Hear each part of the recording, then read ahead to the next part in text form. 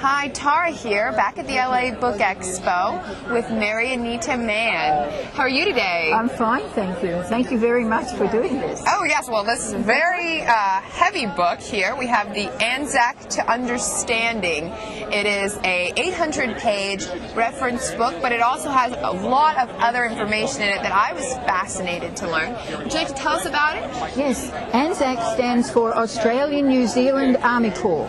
It's the name of the soldiers who landed in Gallipoli in 1915 to try to end that Great War, that First World War. They were decimated, and because they were so courageous, Australia decided that its National Day, America's National Day is the 4th of July, Australia's National Day is ANZAC Day, and it's April 25th every year. Now this medal and the illustration on the front is beautiful, and you were telling me about that. That's the medal that was given to every soldier who fought on Gallipoli, and my father had one of them, and we used to polish it when we were children until it was polished down to practically nothing. Oh, that's beautiful. But I wrote a play. The first thing I did was to write a play about this, which you had to come 2 evenings to see.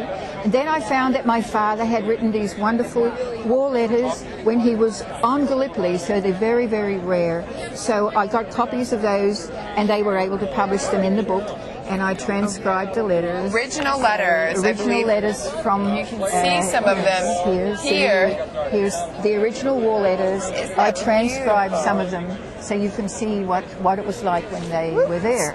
Then he also wrote his story, and so it was a wonderful story of his war years, so I printed that also. And then I realized that people were glorifying their deeds instead of what they were fighting for. What they were fighting for was a good life.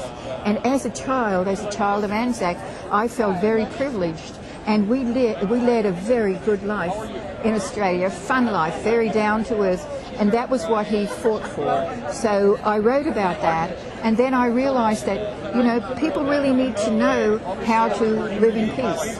So I kept on working, and I ended up with my own biography and a lot of plays and other books that I wrote. And then the final thing is a philosophy of life, where we start out with reverence for life and the power of the conscience, and then this is the final chapter of the book, which is the most important chapter as far as I'm concerned. But people can, it's a very long book, people can just pick out any part of it.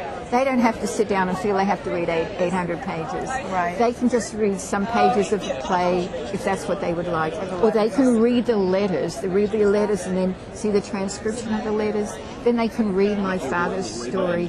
They can read what life was like in Australia. And another wonderful thing that happened, the American soldiers came over after Pearl Harbor. They came to the town where I was born, and they trained there before they went to New Guinea. So as I was in, like a little girl from 9, 10 years old to about 14, everywhere we went, we had American soldiers. It was wonderful. My oldest sister married a soldier, and she went to Seattle. That was how I ended up coming to Australia, because my brother-in-law was the most beautiful man, my best friend. He was always helping me in anything I wanted to do, and for my whole life, he was there for me. Aww, and so that's very touching.